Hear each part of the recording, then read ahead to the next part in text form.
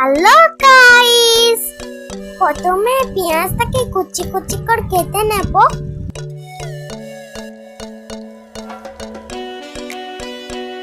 তারপর টমেটো কেটে নেব।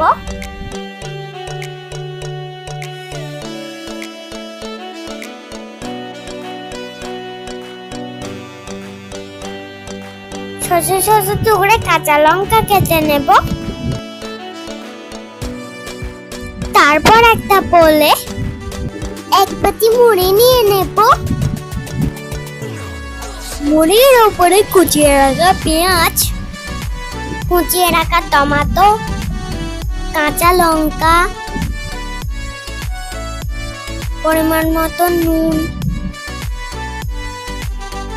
পরিমাণ মতন হলুদ গুঁড়ো, জিরে মরিচ, একটা ডিম দেব।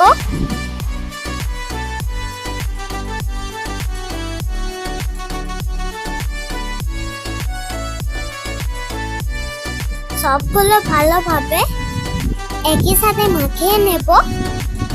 মাখানো হয়ে গেলে তারপর বেসন দিয়ে দেব। বেসনের সাথে ভালোভাবে মাখিয়ে নেব।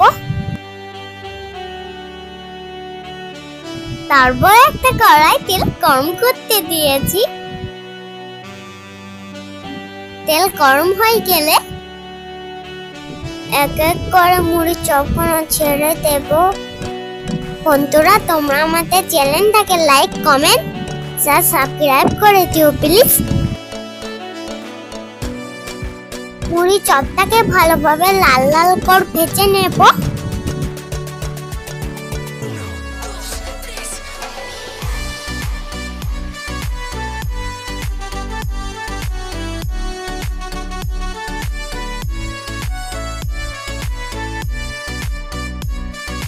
হয়ে গেলে এক এক করে তুলে নেব।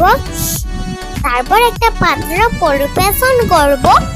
খেতে অসাধারণ হয়েছিল। ওকে।